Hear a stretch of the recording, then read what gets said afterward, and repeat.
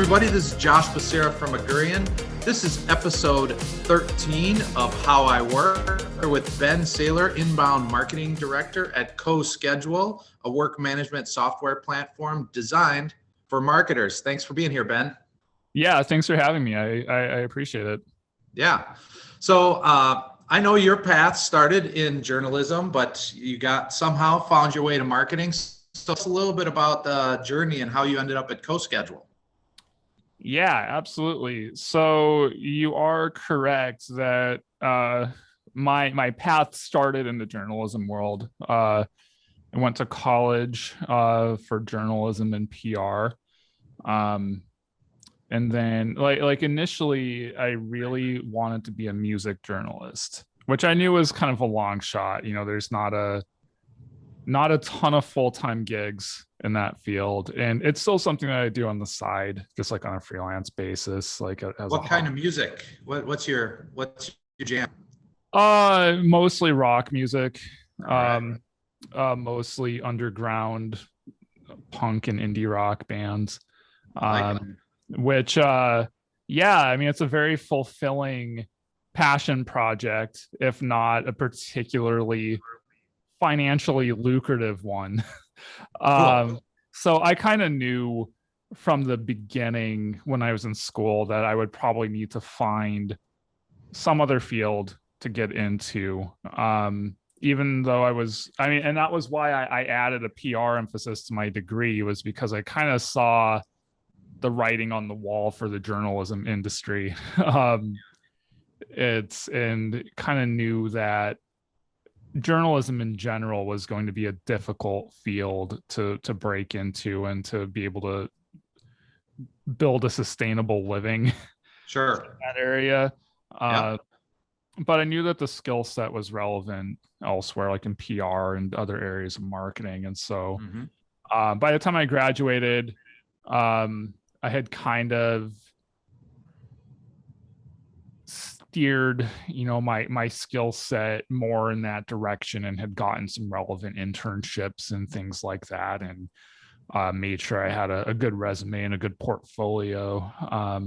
When it was time to actually start actively job hunting, and to make matters more difficult, I also graduated in the middle of a recession. So yeah. there wasn't really a lot of hiring going on in general. So it took me about 15 months after graduating to get my first career job, which was as a content writer at an e-commerce company. And so I spent a couple years there.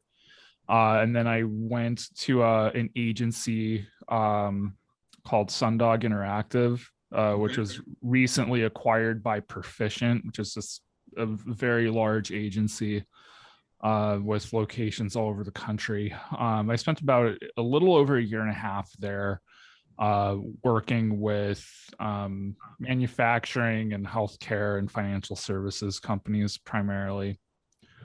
And then while I was there, Garrett Moon, the CEO and co-founder here at CoSchedule, just sent me a message out of the blue on LinkedIn, just said, hey, like, we're a new startup here in North Dakota, where we're based. Would love to just kind of talk to you about, what you've got going on and what we've got going on, maybe see if there's a fit. And I actually ignored it initially just because I wasn't looking to move on from where I was at the time. And we all get all kinds of spam and stuff in LinkedIn. So it's easy to tune it out sometimes, but I've learned not to do that so easily. That's how we got connected. Exactly. And so, I've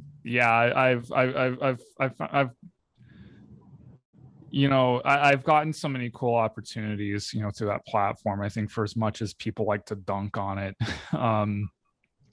and so it was compelling, and you showed up at CoSchedule. What were you, like, employee number what? I was employee number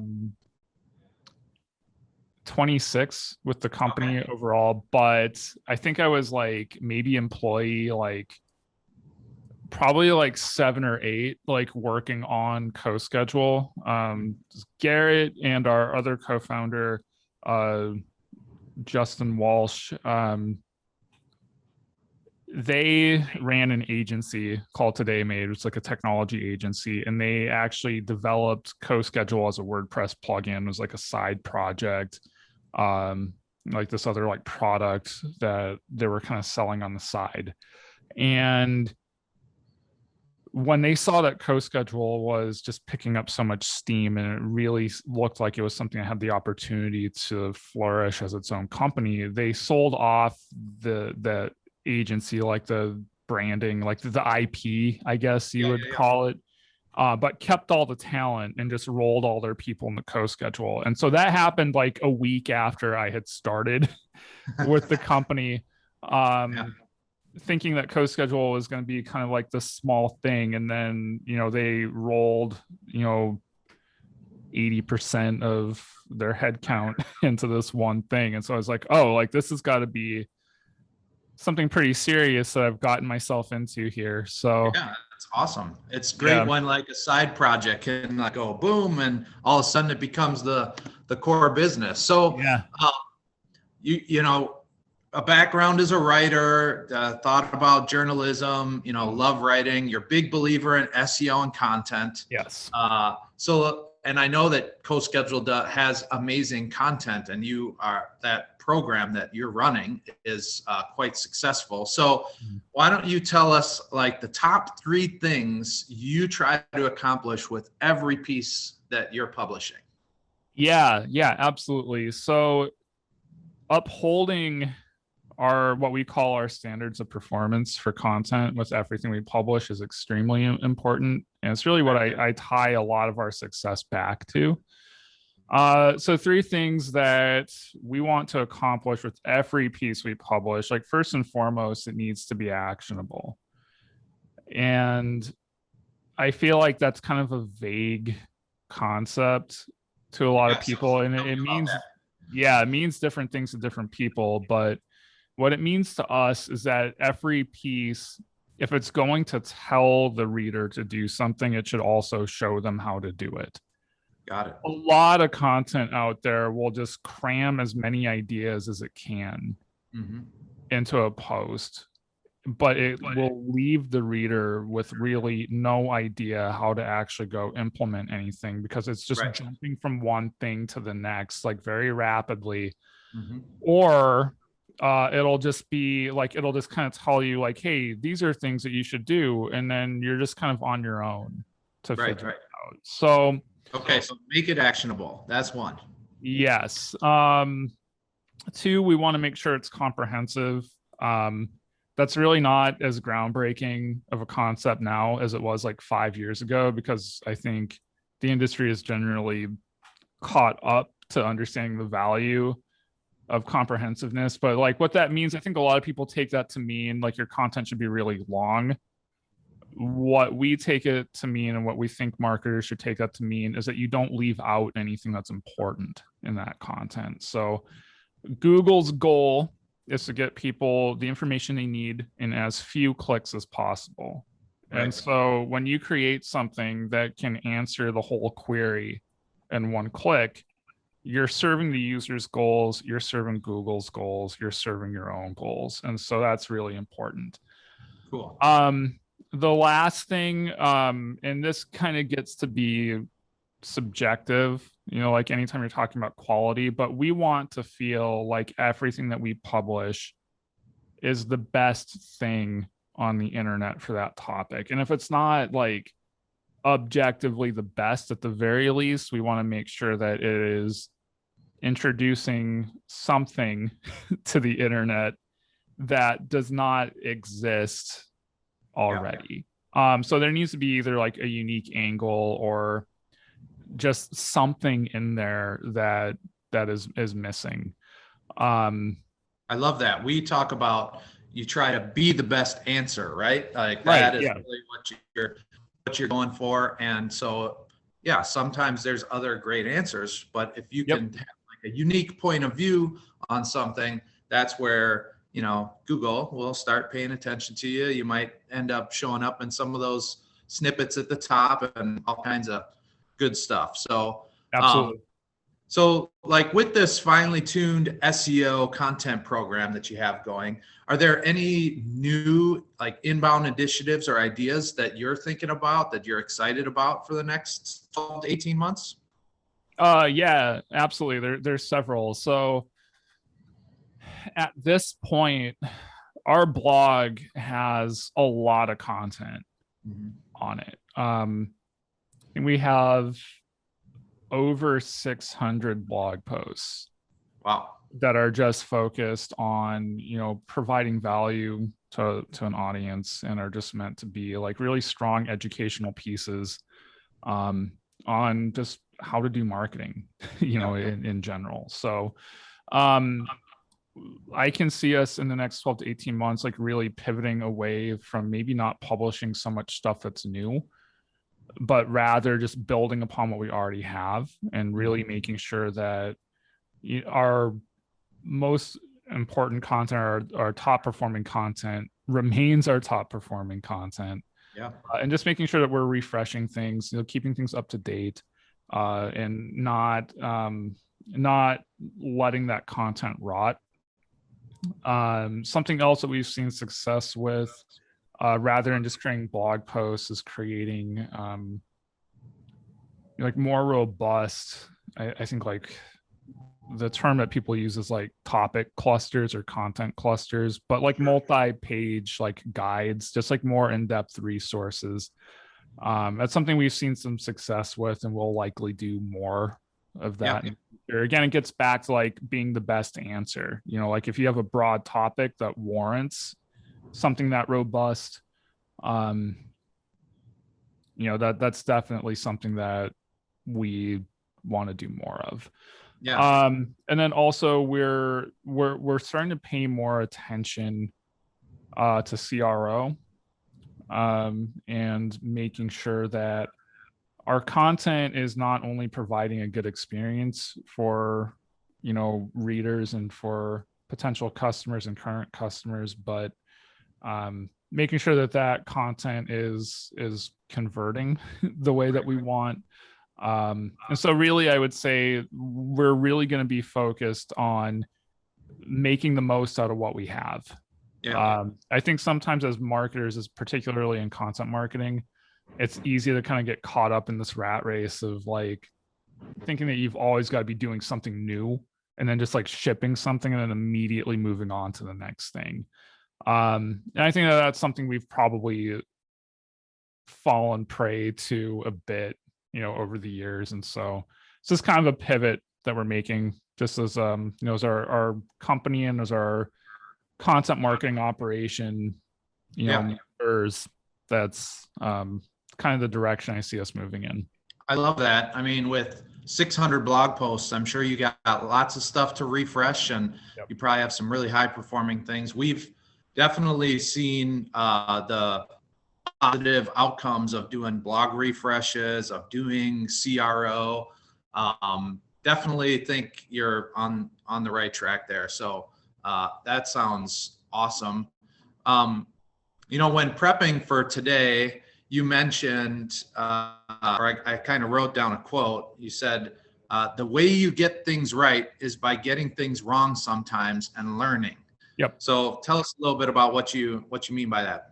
Yeah. So I think that it's really easy to look at what companies you admire are doing, or what your competitors are doing, and to think, wow, like these people really have it figured out and we are so far behind. But the reality is that what you don't see, and what's not always public, is you don't see the litany of mistakes that people make on the way to kind of getting to that point where the output is is very polished and at least has the appearance of being successful, right?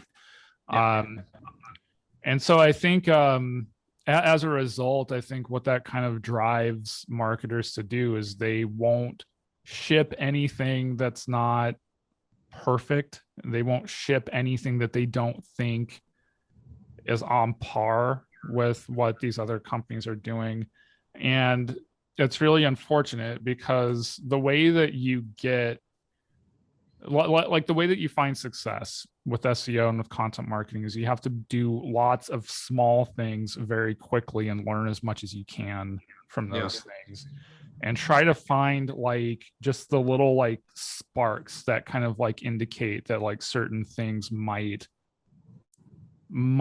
work well for you if you were to put more resources into them. And I think what a lot of marketers do is they kind of get backwards and they want to throw lots of resources into a perfect thing, only to then find out that something was off with their strategy, or that thing wasn't really what people wanted, or they burn a lot of time and money taking guesses rather than testing things to find what's going to work first. So that's kind of what that means. Yeah.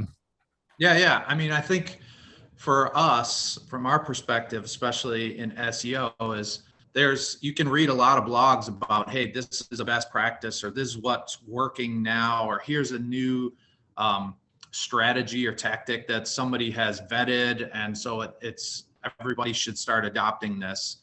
And while all of those things are great, from Augurian's perspective, we like to kind of test against those things. Like, okay, you're telling us that we need to do these things, and we kind of say, is that actually true? And so we'll do some testing, and then kind of so not just following like best practices. And then the other, like the flip side to that is, if all you do is follow those best practices, then you're always kind of on the end of that adoption curve. And where you really can see success with SEO is if you challenge yourself to be at the innovative side of that adoption curve, where you're like an early adopter, where you're trying to test things yourselves, or you're paying attention to some of the very early adopters and testing what they're trying to test, because that's where you get like, you're on that, like, of that bell curve, you're on the side where it's just starting to go up and innovate, and where you're adopting best practices that now have been blogged about by 10 people, search engine land or whatever, at the tail end of that adoption curve.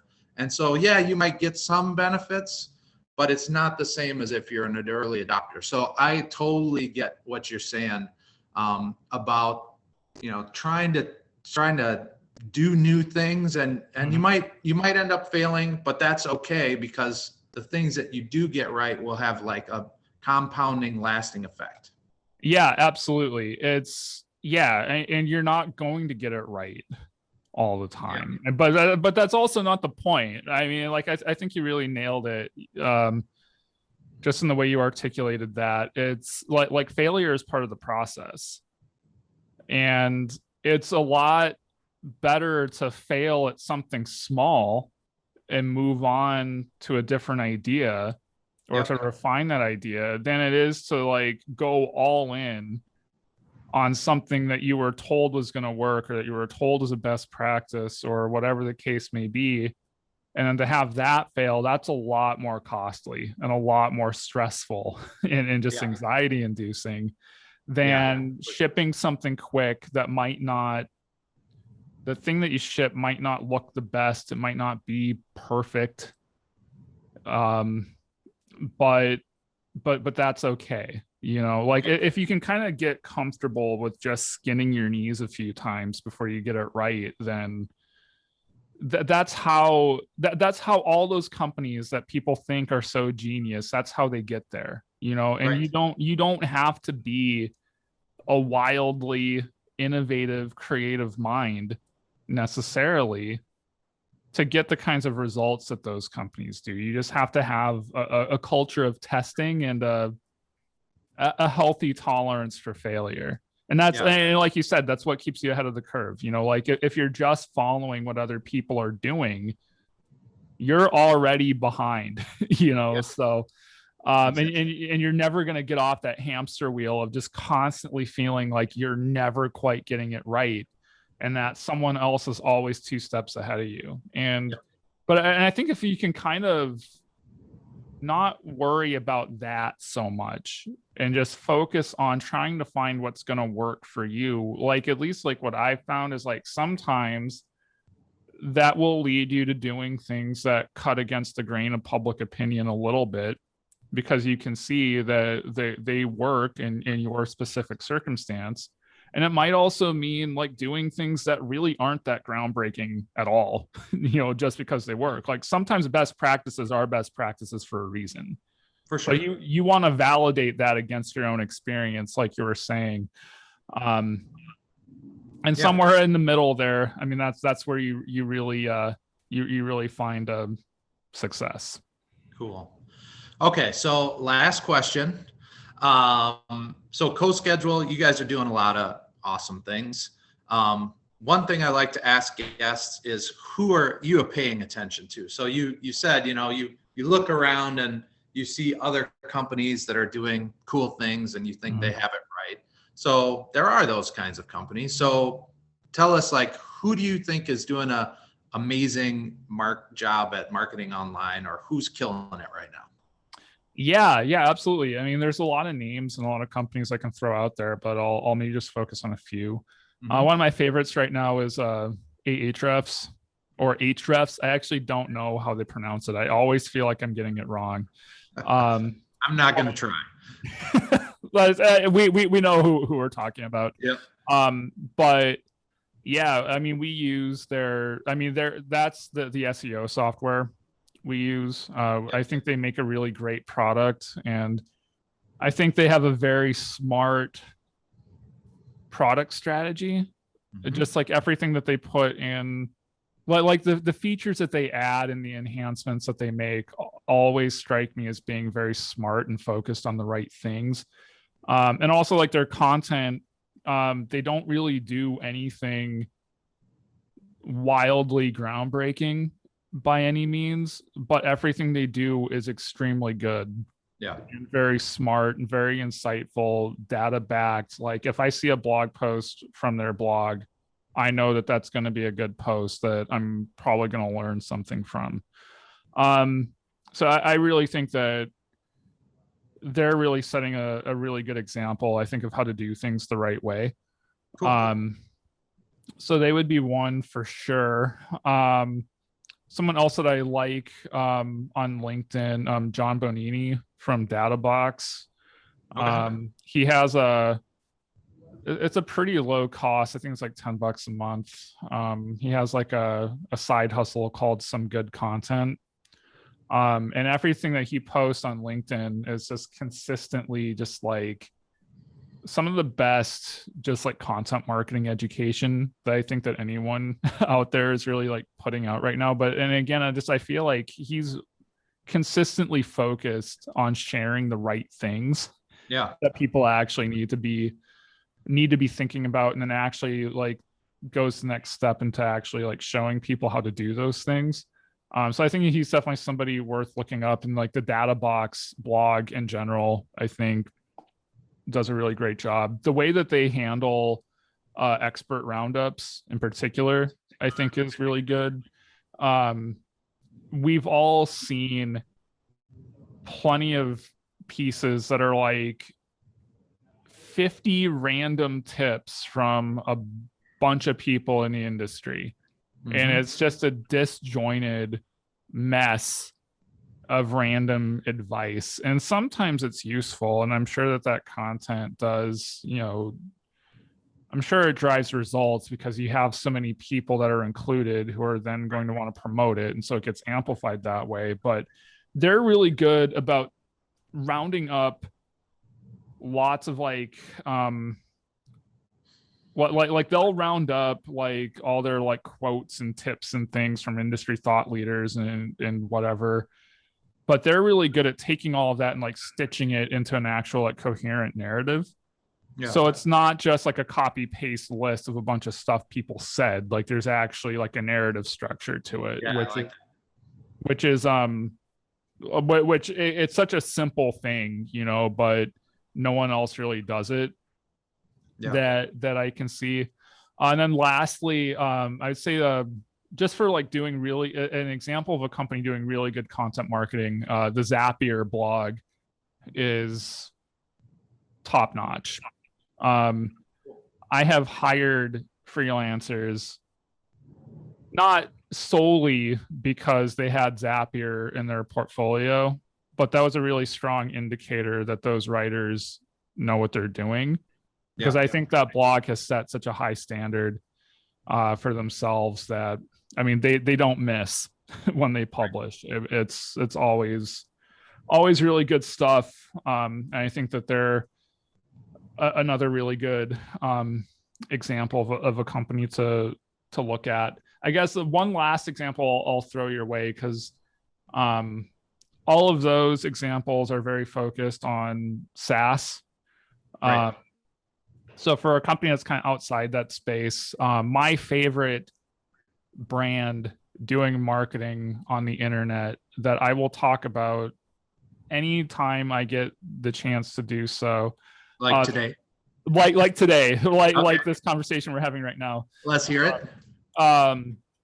This company called Sweetwater. They're a musical instrument e-commerce company. And I think if you were to go on their site, there wouldn't really be anything about it that immediately would jump out as being exceptional in any way. Mm-hmm. But if you actually try shopping around on their site and you actually buy something from them, everything that they do, from like their paid ad strategy, their SEO strategy, their inbound like content marketing strategy, like their content's usually pretty good. Their YouTube channel is great. Yeah. All the things that they do to build an audience, to bring people into their site, and then just the whole checkout process, just the UI and the UX, just the way that everything is laid out is just the way that it should be. But then the post-purchase experience, like when you buy something from them, the way that they do things is really incredible. You get like a level of personalization with them that makes you feel almost as though you are actually standing in a store talking to an actual person.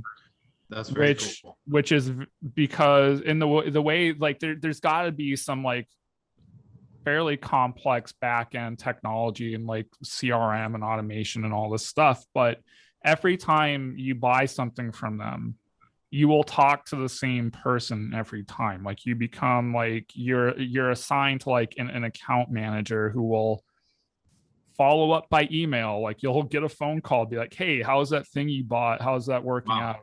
Which is like really important for musical instruments, because those are very often like that stuff is often very expensive. It's very personal. It's oftentimes it's stuff that you're going to want to hold on to and use for the next 10, 20, 30 years.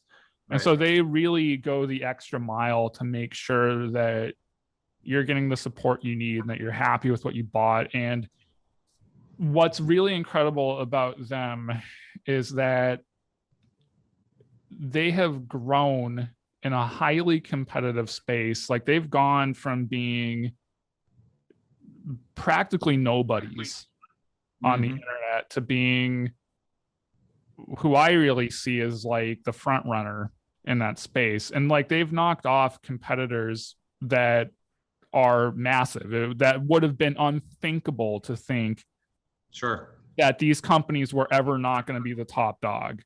And so for like they've been in business, I think, since like the 70s, and they have like a brick and mortar store somewhere in Indiana. It's just some like mom and pop operation that went on the internet and then just absolutely clobbered giant venture backed enormous kind of soulless and so it's just really amazing. I think that if anybody who is curious about UX, about SEO, about any like sales, customer support, personalization, all of those things, all of it, end to end, the entire experience. If you just want to see a textbook example of how to do things in a way that is not necessarily flashy but is highly effective, where they're not missing any part of the process, just go on there and buy something small. buy something for like $5 and just go through the whole experience, even if you don't play music, and just kind of see how they handle things. Because like I'll order something as small from them as like a set of strings, the most basic replaceable thing you need to buy all the time, and it might cost $4. And I'll get a phone call. It's like, hey, how are those strings working out for you, from like the same guy? And this is $1 billion company at this point. So yeah, I feel like that's cool. A lot of talking, but I love how you brought it all the way back to music, which is, I know, a passion for you. Yes, so yeah, and we could probably talk about music and that kind of stuff for a long time. But but I really appreciate your time talking about marketing. I know that CoSchedule, is a platform designed for marketers. So check that out. But for now, we're going to say goodbye for episode 13 of How I Work. Thanks, Ben. Really appreciate it. Yeah, thank you for having me on the show. Yep. Bye. Bye.